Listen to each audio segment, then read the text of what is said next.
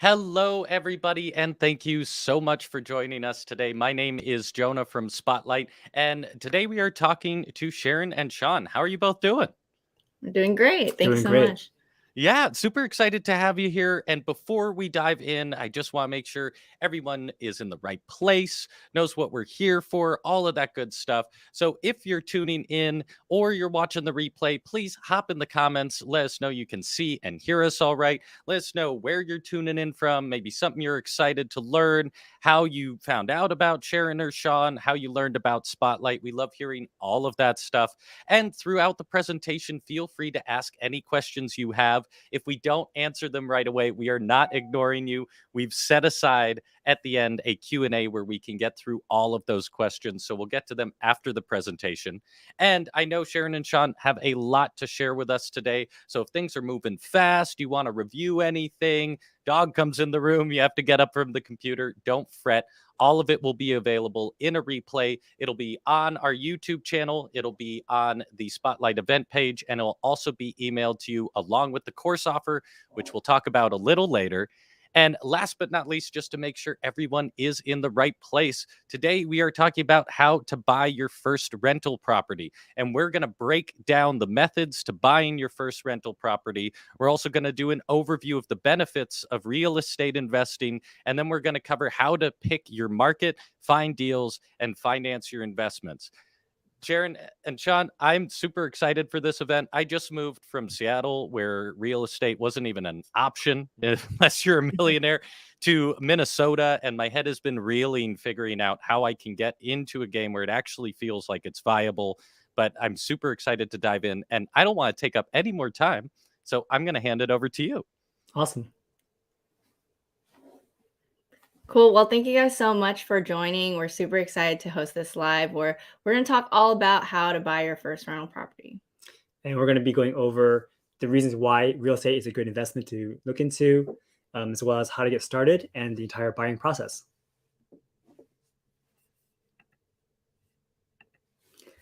So as a disclaimer, this is all for educational purposes only. So please remember that investments all involve risk, and you should always do your own diligence before investing.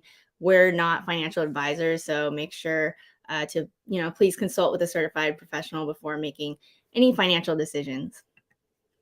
So a little bit about us. I'm Sean, and this is Sharon.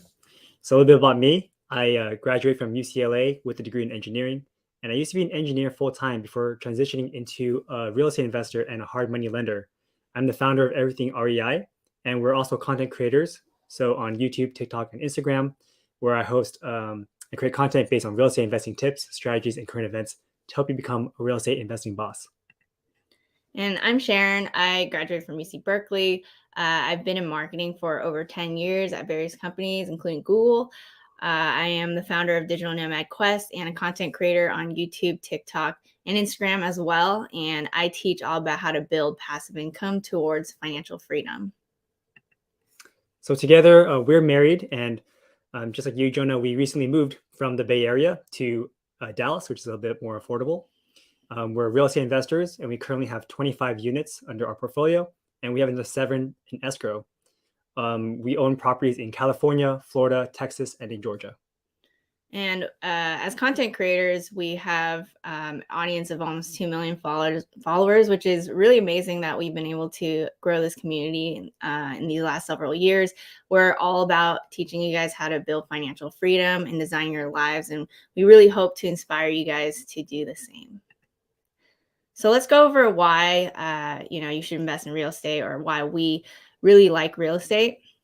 So there's a lot of benefits, and first off, of course, cash flow. So it's basically passive income you get from the rents after paying all of your monthly expenses. And those expenses can include like your mortgage, property taxes, homeowners insurance, possible repairs and vacancies. So on top of all those things, you should be able to cash flow if you are picking the right investments.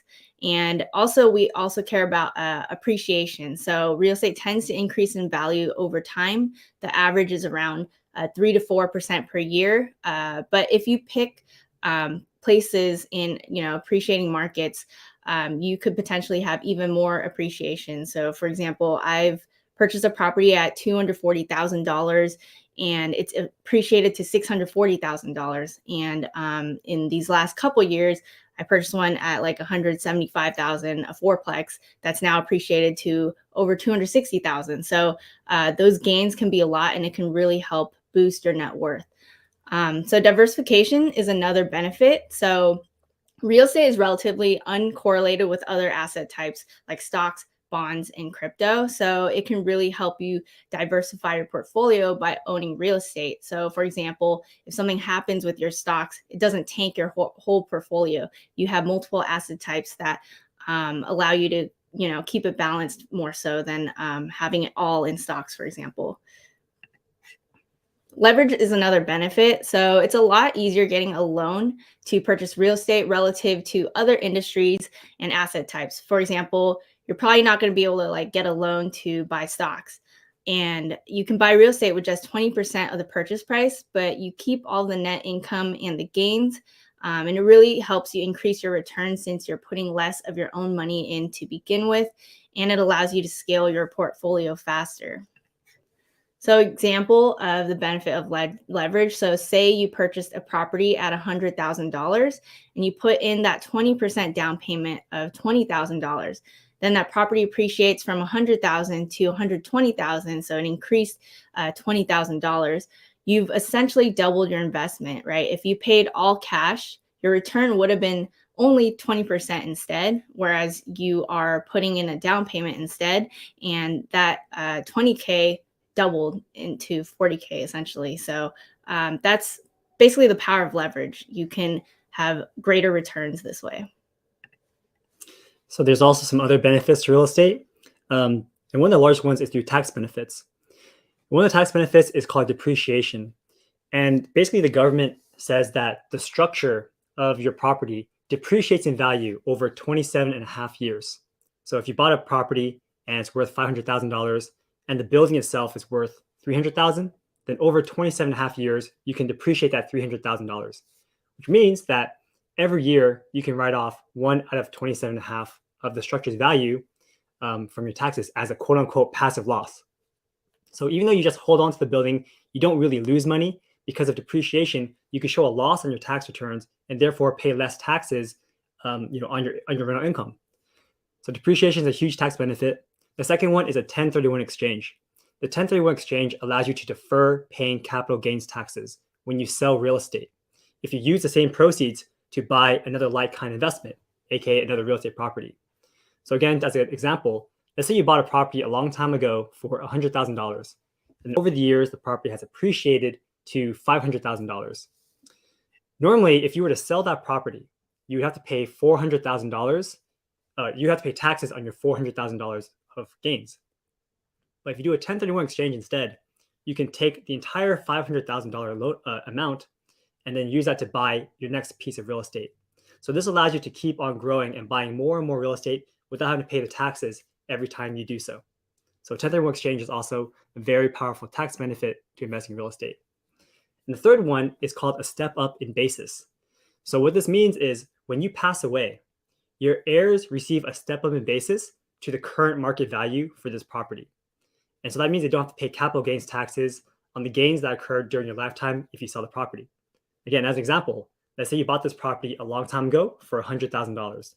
Now, at the end of your lifetime, it is now worth $500,000. So again, you have $400,000 in potential gains. If you were to sell this property before you passed away, then you would have to pay taxes on the $400,000 that you gained.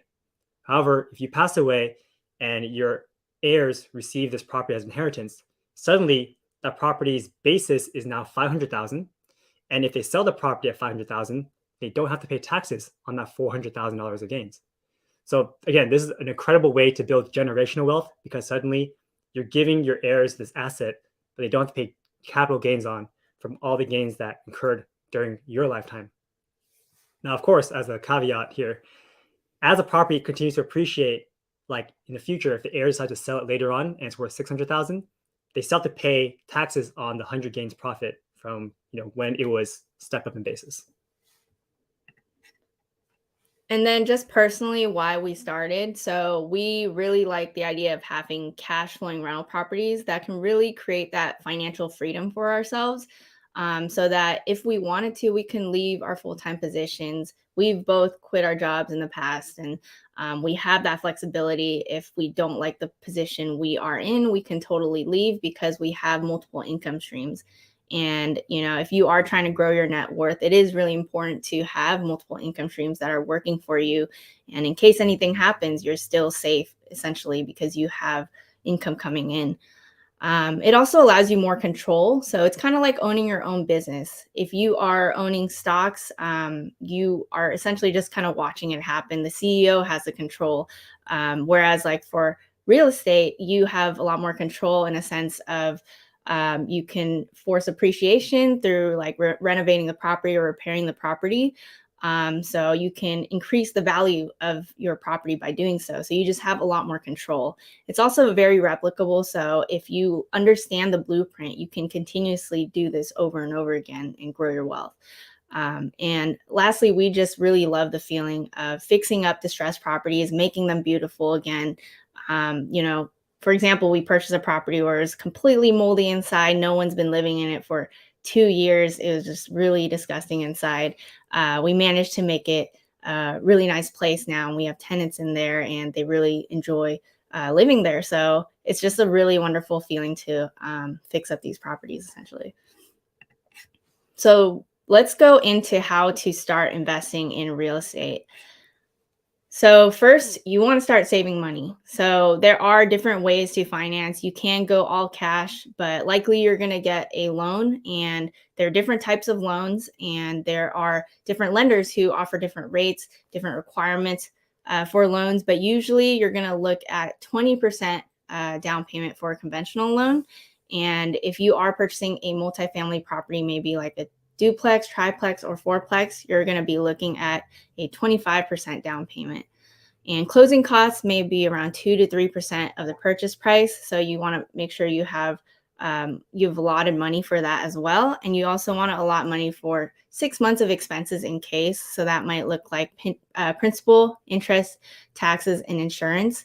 So essentially, if anything happens, like it's vacant for a few months or there are repairs, you have money to take care of those issues in case anything happens. Or if you lose your job, you want to make sure you're able to make those payments so you don't just lose the property. Definitely. And then when you are trying to get a loan, you should look at 43 to 50% DTI max. And what that means is your debt to income ratio, which is whatever monthly debt you have divided by your monthly income. So here's an example.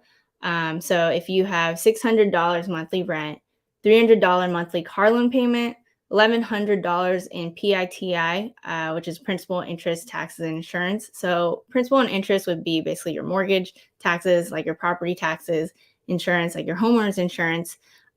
So that's kind of allotting for when you're purchasing this new property, how much that 1,100 would be that example, essentially. So all of that added up, 600, 300, 1,100, that'd look like 2,000. 2,000 divided by your 5,000 monthly gross income, for example, if you have a $60,000 per year job, this is before taxes, you're looking at a 40% DTI. So in this scenario, you should be okay because the max is usually around 43 to 50%. This whole idea is essentially that lenders want to make sure they feel safe when they're giving you a loan. They want to make sure that you're able to pay back the loan. So we recommend if you have high interest debt, like to take care of that and try to pay that off quickly, increase your income so that your DTI ratio is okay.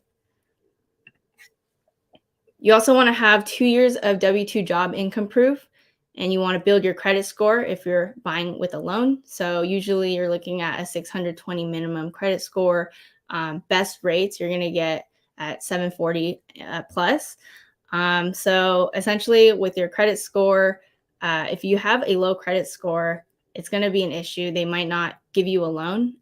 But also if you have a lower credit score, if they do give you a loan, you're not going to get as good of rates as if you had a higher credit score. So make sure to improve your credit score if you can, so that you can get that lower lower interest, and then essentially get lower monthly payments so that you can cash flow even better. So with your credit score, always just make sure you're paying your bills on time, and set up auto pay if you can, so that you are organized and you're staying on top of it, paying them off so that you can build your credit score. You also want to increase your education. So you want to read books, listen to podcasts, take courses for more step-by-step help. So some books we like are Rich Dad, Poor Dad. That's kind of going to help you get into the mentality of all of this. There's also the Bigger Pockets books, like the Investing in Real Estate with No Money Down and Rental Property Investing. Those are great ones to look at, as well as ABCs of Real Estate Investing, investing in duplex, triplexes, and quads. The Millionaire Real Estate Investor is another great one. If you're looking at podcasts, you should definitely check out Sean's podcast. It's called We Love Real Estate. And he just interviews a lot of professionals and gets a lot of information from there. So definitely check it out. Free podcast. It's great. We also have Remote Rental Riches. So we'll talk about that a little more later, but it's basically your step-by-step guide on purchasing your first rental property, even out of state. So as you guys know already, we have properties outside of Texas and California, and we have them in Georgia, we have them in Florida. So we've been able to invest out of state and get into more affordable markets that way. And this kind of course guides you step-by-step through that. You also want to network. So you want to attend meetups in person or virtually to meet people in the space. So that includes agents, investors, contractors, because you never know who's going to change your business or pass you your next deal, or who you're going to create that partnership with. It's really important to really immerse yourself in the space and talk to a lot of people. I didn't understand that when I first started out. I'm way more introverted and stuff, but when you start wanting to grow your real estate business and like scale up, it is definitely important to meet the right people. I've had agents send me deals that I pursued. I've met with a contractor that we ended up working with on that moldy house project that I mentioned before. So it's really important to meet these people, because you never know who you're going to work with. Yeah, and if you guys are brand new and you want to find a good resource, I recommend going to somewhere like meetup.com. It's a great website that has all the local real estate events near where you are. Okay, so next up is we're going to go over how to actually buy your very first property.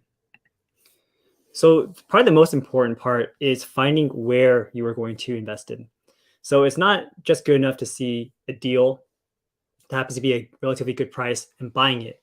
You have to know where the location is. You have to also know like who you're going to work with. And determining your target market is very important, because you want to buy in a place that has good potential for appreciation and rent growth.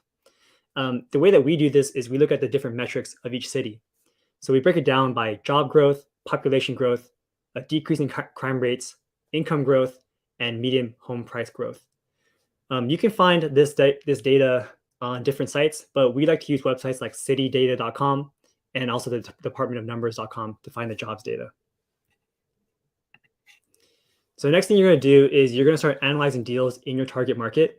Again, analyzing deals is very important, because if you don't know how to analyze a deal and you're just going off what someone else says, you might end up buying something that doesn't make sense financially. So we like buying properties that have positive cash flow from day one when we close on them. Some expenses that we have to consider are the homeowner's insurance, property taxes, your mortgage. We add in a vacancy factor, because your property isn't going to be rented out every single day of the year. There are some days where a tenant leaves the property, you spend a few weeks to clean it up again, you spend another couple of days to bring a new tenant. During that time, you're not getting any rent. So you have to keep into account this vacancy factor into your calculations. There's always going to be repairs on the property. Sometimes it may be something small, sometimes it may be something big. Like recently I had a roof leak. I had to fix that. Sometimes you have a fence blown down. These are things you just have to keep in mind, and you have to have a reserve for major repairs. Also, we like using a property manager. They are optional, but if you are using a property manager, you have to budget in around 10% of your gross rents every single month to pay for this property manager. In general, we say that you should avoid alligator properties. An alligator property is simply a property that doesn't cash flow. In fact, it negative cash flows, and it will, like an alligator, eat away at your savings every single month. So especially if you're just getting started out and you're not in a super strong financial position, you should avoid alligator properties. And I would say that if anything happens where the market turns and property prices are going lower, if you have a cash flowing rental property, you can still hold on through those downturns. And eventually, historically, real estate usually, increases in value. So you would be able to hold on during downturns if anything happens, if you have a cash flowing property. Yep. So here's an example of some things you have to take into account when, I guess it's an example property. So let's say that this property rents for $1,000 per month, and you have a $450 mortgage payment, $80 for property taxes, $50 for homeowners insurance, and then you budget 10% of that for the property management fees, which is $100 there. And then you also reserve $100 for cash reserves. So your net cash flow for this particular property will be $220 per month in positive cash flow. Another very easy way that you can look at properties is by using something called the 1% rule. Now, the 1% rule states that your property should rent for 1% or more of the purchase price of the property. So as an example here, let's say you buy a property for $100,000, then your rent should be greater than or equal to $1,000, which is 1% of 100,000. Again, this 1% rule is just a really quick back of the napkin way to see if a property makes sense or not, but it's not a guarantee. So there are properties that hit the 1% rule that are actually bad properties to invest in because, again, they're in bad locations or they have much greater expenses than you would normally have.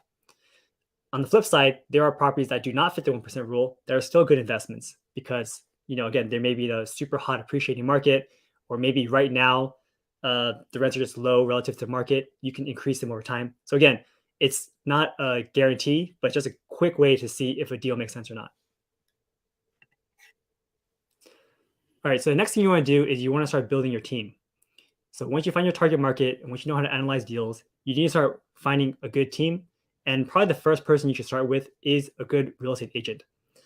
We like going on different online forums for this. Personally, I always used to go on Bigger Pockets. And once I determined my target market, I would go on the forums for that market I was interested in. And I would ask, hey, are there any good agents in this area? Or do you have any referrals for good agents in this area? And people in the threads would comment back and let us know about different people they worked with in the past. Other agents would solicit themselves, say, hey, I am an agent. Let's set up a call. You should talk to as many people as you can. And, just by talking to them, you might be able to find out people who you like working with. There are some people that just jive with you, who you guys are on the same page with a lot of things. Sometimes people like talking a lot. Sometimes people don't like talking a lot, right? So find someone that you like working with and start using them to start bringing you deals. Of course, if you have other friends who are already in the market that you're interested in, if they have referrals, those are probably the best because they can tell you, hey, I've worked with this person before. Here's my experience with them. I guarantee this person is good or whatever. If you really have no other option, you can use Google or Yelp. Again, go through and call them and find out who you think you would work best with based on talking to them and getting a good feeling. You can start asking them questions about the market. They should be knowledgeable about their area. They should tell you like hot spots where a lot of investors are buying into. They can talk about different neighborhoods.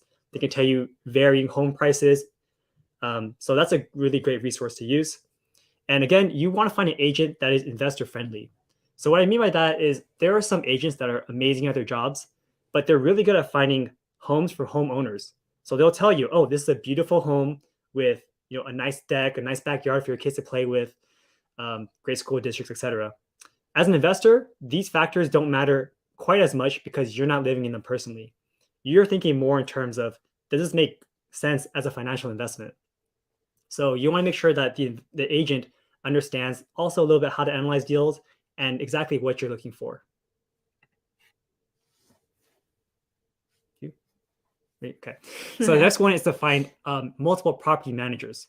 So likewise, your property manager is probably your most important team member because while the agent's great to start with, on a regular basis, you're going to be working with the same property manager for several years to come. So you need to make sure that this relationship is very solid.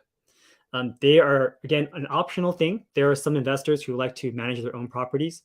Although we prefer to hire property managers because we don't want to deal with all the nuances of managing a property from afar. So we do budget, that 10% to pay them every single month. And their job is to make sure that your property is being well taken care of, and they're also going to help you find tenants to fill in those properties. Again, go on online forums, Yelp, Google, and ask for referrals. Referrals have been the best way that we found our property managers, mostly through the agents that we work with. We ask our agents, hey, like, who's a great property manager that you can refer us to?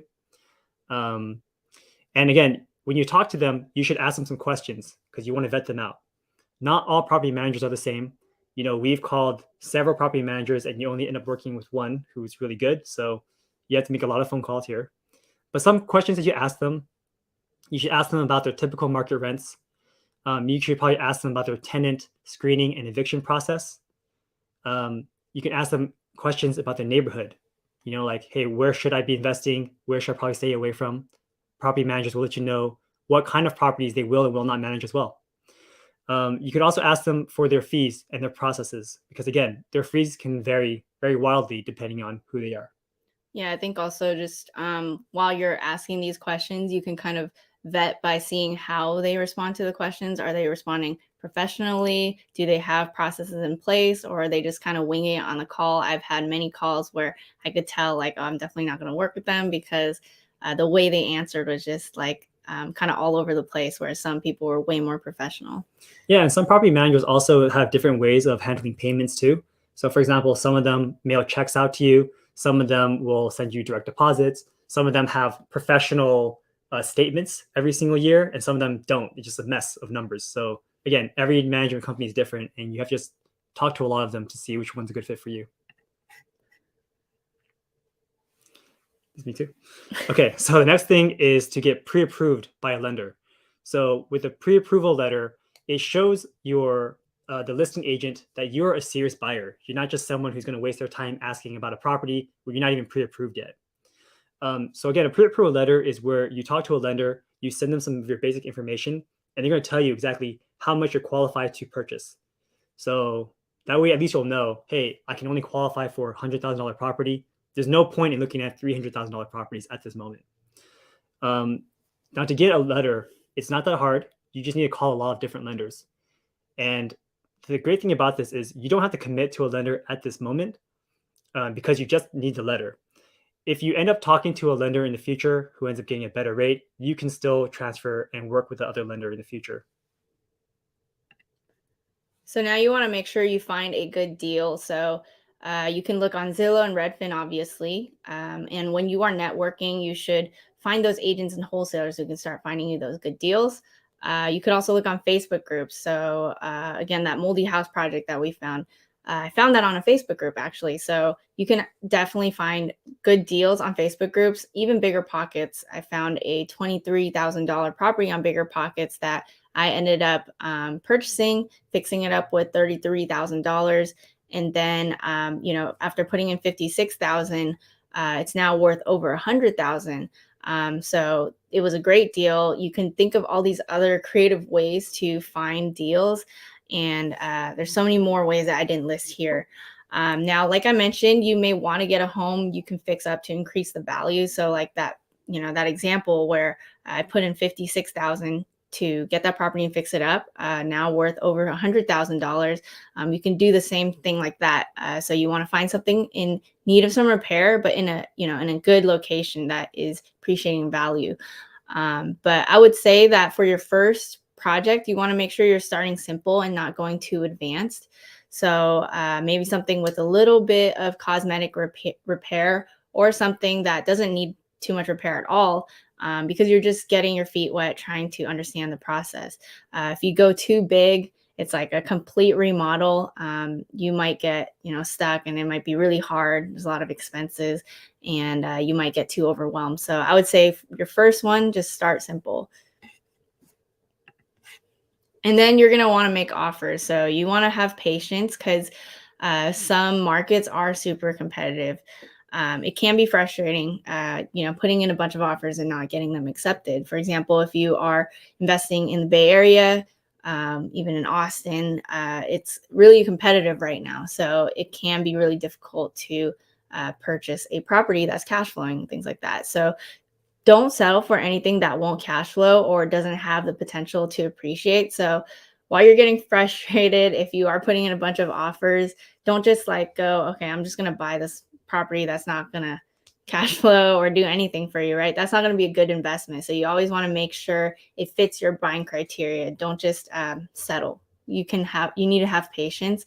But again, other markets aren't as competitive. So some of the out of state markets that we've looked for, we've actually been able to win offers pretty easily, actually. So, it really depends on your market. So then once you have a deal and you have a property that is that the seller accepts, like they accept your offer, you go into another process called escrow. So escrow is a time between getting your offer accepted and you actually getting the keys and you close on the deal. When you get your property or when you get your offer accepted, you usually have to put in something called an earnest money deposit, also known as an EMD. That earnest money deposit is going to be around 3% of your purchase price. And it's like a commitment saying that you plan on buying the home and you're serious. Now, that EMD is going to be held by the escrow company. And honestly, from this point going forward, the only way you can get it back is if you, cancel the contract because of your contingency periods. So we won't go into contingencies in this particular thing, but just throwing that out there. At this time, you're also going to have to start preparing documents for your lender. They're going to start asking for documentation like 2 years of your W-2s, 2 years of your tax returns, your latest pay statements, as well as your bank statements. During this time, you can also do your home inspection report. They usually cost between $300 and $500, where an inspector goes in the home, checks to make sure everything is up to current standards. Again, if it fails the inspection, you could go back to the seller and potentially back away and get your EMD back. During this time, you're also going to be shopping for homeowners insurance. So again, there's a lot of different vendors out there. Call someone that you think is going to be good for you. And when you're getting a mortgage, usually the lender will have a minimum for what kind of insurance you can get. So, communicate with your lender and your insurance agent to make sure you're getting the policy that's appropriate for you. And also during this time, you're going to solidify which property management company you are going to be working with. So earlier I was talking about calling a bunch of people. You might find 1 or 2 people who you really like, but ultimately you should only have 1 property manager per property. So you need to solidify your choice during this time. And then finally, you're going to close on the property. So after you close, you start working with your property management company to make the property rent ready. So sometimes the property does need a little bit of work, maybe some cleaning up, some new paint, maybe some new carpets, but your property manager should have a crew that can help you with all that. The property management company will also start looking to bring in a tenant in your property. So they're just going to start screening people and eventually pick someone to live in your property. And then congratulations, you now have a solid cash flowing rental property. So that's about it on our presentation. We did want to add that we do have our course, Remote Rental Riches. It's a step-by-step course for acquiring your first out-of-state cash flowing rental property. On the right here is some images of some of the properties we actually have and own, and our current gross income is over $23,000 a month, and we're constantly growing it. Like we mentioned, we have 25 units. We're going to be in escrow. We're in escrow for 7, and we're going to be at 32 units pretty soon. So essentially, if you want to get your first rental property, this is a great course for you. It is for out-of-state investing, but it's also for if you want to invest locally. This totally applies as well. We have case studies. We talk all about in detail, like how to analyze your deal, get your team and everything. I actually hop on the phone with people, and you can actually listen in on how I speak with them and things like that. We also have homework assignments so that you can go through it step by step, and we make sure that you follow through and get to acquiring your first rental property. So again, thank you guys so much for being here. If you guys do want to check out our socials, our Instagram, TikTok, YouTube, mine is Sharon Tseung, and youtube.com/Sharon Tseung. Sean's is Sean Loves Real Estate on Instagram and TikTok, and on YouTube, it's Sean Pan Invests. So go ahead and check us out if you guys want to connect. Thanks so much. Awesome. Thank you both so much. And for everyone watching, please hop into the comments if you have any questions. We still have a little time left with Sharon and Sean. And I did want to first highlight, if you want links to the course, they're in the description and in the comments. And it's got a healthy little discount for just a week there. So go check it out. Take the opportunity to hop on this. I did want to ask you a couple questions about your course before we dive into any questions about just renting in general and buying rental properties. Is there any sort of community or way to stay in contact? What is the experience for someone going through the course? Yeah, I mean, we don't have like a Facebook community or things like Mhm. that, but we do have over 700 happy students who've taken the course. A lot of them have already, acquired their first rental property and doing really great. So, and if people ever have any questions, they can totally contact us, and we answer through email. Awesome. And is it lifetime access to the course? So if someone's like, I definitely want to do this, but of course I don't have the time like in the next 2 weeks. If you buy now, do you still have the option to access it at any time? Yes. So it's lifetime access. It's always going to live on our website. So you guys can definitely check it out when you guys have time and go through the lessons at your own pace. There's also because real estate investing is such a big procedure and takes, you can't just do it in one day. There's often times when people buy the course and then by the time they're ready to actually buy a property, they go back and review it. So that's why it's a good resource to have in the back of their heads as well. Oh, cool. So you find people also using it as a like step by step. Now I'm in this phase. Let's go back to the course as a resource kind of Exactly. system We've there. had students who have purchased the course a long time ago, and then 6 months later, they're actually in the process and they forget something. So they go back and reference the course. That's awesome. Rather than just going to Google, what the hell do I do right now? Right. That's, Exactly. I love it. Well, I'm going to start the Q&A here, but then we got some questions rolling in. In my experience in the pre-approval process, right, which is early on and kind of guides what you can do, how much money you have, the amount that banks are willing to give me is absolutely heinous. It's huge. And like it at first I was like, "Oh my god, I can go buy a $600,000 house," but then you really have to go through that system. Do you have any advice for in that pre-approval process for I know you gave some equations, but like re-rationalizing, okay, the bank will give me this much, but what actually makes sense for me? Do you want me to take it? Mhm. Okay. So again, I think a good thing that you should know, like as an individual, is understanding your monthly payment. So you Mhm. can go online and find many like mortgage calculators. You can see if I buy a property for this much and I put this much as a down payment, what's my actual loan going to be? If the rate is going to be 3.5%, what's my monthly payment going to be? Mhm. So based on that, you can see, oh, does this fit my budget? If I'm already spending X amount of dollars on entertainment and food and whatnot, if I now incur an additional, let's say $2,000 a month because of this property, how is that going to impact my life? So even though the bank is willing to give me a certain amount, you don't necessarily need to take that full amount, right? Pick a Right. property or pick a purchase price that makes sense relative to what you can stomach on a monthly basis. Right, right. Yeah, my instinct was like, "Oh my god, now I'm a, half a millionaire." Yeah. In equity. But, and then one other question I had kind of as you say you have a couple rental properties and you're looking to expand, do you ever advise or get into, like, starting to use the equity from your properties to buy new properties? Is that part of your system? Is that something you cover in the course? Yeah, so well, with our experience, we're actually with the 7 properties that we're purchasing, we are cross collateralizing and using some of the equity that we currently have and putting it back in. I think for the purpose of the course is mainly for your like first Right. rental property. So we really try to cover the fundamentals of getting your first one. So that does require usually putting a 20% down and things like that. We don't cover as much of like the creative like partnerships, zero money down strategies. They can be riskier too.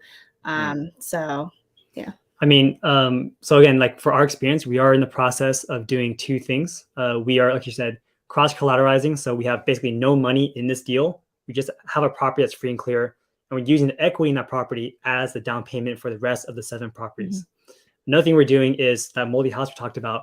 We bought it, we rehabbed it, and now it's worth a lot more than our all-in cost. So we're now doing a cash out refinance at 75% of this new value. and the cash out refinance is more than we put in. So we're actually getting money back out tax free because it's a loan through something called the BRRRR strategy. And in the course, we do mention the BRRRR strategy, like we do touch on these topics. What are they? But again, because this is more toned for newer investors, like they're not really going to be buying a super heavy BRRRR property on their very first deal. It is relatively risky to buy, again, like a super moldy house. If you have no Right. experience, like I don't think people would want to touch that. Right, right. So it's down the road, but you got to have your first rental property before you're Right. So doing again, in the anything. course, we will touch on it. So at least it's like, okay, I understand this concept, but we don't really dive deep into it because Mhm. it's not kind of the purpose of this one. Right. Right. I had a great question from Bridget here, which is would you recommend setting up an LLC company to make the rental property purchase? Do you, that's like a whole other angle. Maybe do you cover that in the course? Is that relevant for like the first rental property or something you look at when you're getting to multiple properties? Yeah, so I would say LLCs are great for like asset protection, in case anything happens. But I think when you're buying your first one, it's not like you have to do that in order to get your first rental property. We're actually in the middle of doing asset protection for all our properties now and getting them all structured in a way. So it's not something you have to do for your first one. Yeah, I agree. Like the problem with asset protection is there are costs associated with it. So it's not Right. free. Like you have to pay money to set the LLC. You also sometimes have to pay taxes differently because you have a new corporation holding onto your properties. Also, it could affect the way you get a loan. So most Mm, banks won't give you a loan if the property is owned under the LLC directly. What most people do is they get the loan under the personal name and then they switch it to an LLC in the future. Um, yeah, so I oh, mean, there's a lot of nuances to it. And again, if you're just getting started, again, the reason why people have LLCs is in case of a lawsuit and right, your assets are separated. So, like, if something right. happens to your property, all the financial damages are limited to whatever is in this LLC. It won't spill over to your own personal assets. So, I mean, unless you have like this huge fortune in your personal assets and you want to like shelter that from this one rental, then yeah, you can set it up. But in our case, like we set up our portfolio. Again, we have 25 units now, and we didn't have an LLC for these past 6 years, and we just have insurance. So, but now going forward, because we do have more of a social presence, we do have a larger portfolio. It's like, okay, now it's time to maybe structure things a little bit. So now we are okay with spending the money to then create these asset protection structures. Yeah, and I would say like we're not like financial advisors or anything like that. So just make sure to do what you're comfortable with. We're not saying like you shouldn't get one or things like that. So just make sure to assess your personal risk tolerance and your personal situation. Right. And I guess the big thing I'm taking away is like it's not a concrete decision whether or not you do it. You can change that later. It's Yeah. flexible. So don't fret about like, oh my God, I need an LLC before I do anything. Right. Right. You can do it in the Yeah. future, just like we're doing. We're Mhm. 6 months Right. in or 6 years in, and we're creating it now. Right. Love it. Well, we got to wrap up for time here, but I did want to ask one more question before we wrap up. And just for everyone who's been watching or watching the replay, thank you so much for spending the time with us. Hop in the comments. Thanks, Sharon and Sean, for their time. And if you're watching the replay, do the same. We love seeing those after the fact. And go check out the links in the description and the course to see a little more about the course and what it offers and take advantage of that discount. Uh, Sharon and Chando, before we wrap up, I wanted to ask a little more of like a mentality question. Because I come from a family of little to no home ownership until much later in my parents' life and everything. And it's so easy if you haven't been in that space before just to get overwhelmed at any point in the process. And I know that each kind of landmark thing you have to get through can also feel like just a wall barrier. So, on the mental side of just maintaining the fortitude to like seek through and follow through with your goal, do you have any advice on just like maintaining your head about you while you're going through this process? Yeah, it's a great question. I think, for example, for me, like I had a barrier when it came to investing out of state. I Mm, got my first rental property in 2013, but had a long break. And I wanted to invest out of state in these more affordable markets, but I was just like scared, because it's not a local market that I know very well. It's just scarier process, I feel like. But in my mind, I was thinking that if I do it once, then I will understand the blueprint. I'm going to learn a lot if I make mistakes along the way. And then that's going to set me up for the future. Like we mentioned in the presentation, that it's replicable, right? So if you understand the blueprint, you can keep moving forward. So that's something that mentally I would just tell myself that you learn so much by just doing. And I can read as many books as I want, but I want to actually start and do it. So that really got me over the hump. Yeah. So 2 things for me. The first one is the very first deal you do, you're going to learn so much already. That's why we don't recommend you going for these crazy big rehab projects, because it's another thing you have to think about and another barrier to entry. Just start with your very first one and you realize, oh, the process isn't that bad once you create that team. The second thing is networking is very, very important. Again, not just because you can find these great people, but also because, again, you're surrounding yourself with other people who are in the same mindset as you. There's going to be a lot of people who are also brand new to real estate investing who will show up to these same meetup groups, and they're going to face the same challenges. So you can just all kind of partner up together and work it out and ask, hey, what are you doing in this situation? And I think just by being in this community, you'll feel more comfortable doing it and you'll be able to buy your first property. And I would add also, if you guys do want that step-by-step, that's why we made the course, because I went through that struggle of am I doing it right and things like that. And it was just kind of a way to structure it and have a whole curriculum where it has homework assignments and tells you exactly what to do. And that just makes it so much easier, in my opinion. Right. Love it. Well, Sharon, Sean, thank you so much for your time. Appreciate you taking these big, scary concepts and making them super palatable in a step-by-step structure. It is, I know for myself, growing equity is super important, especially people in our generation are thinking more and more in that sense.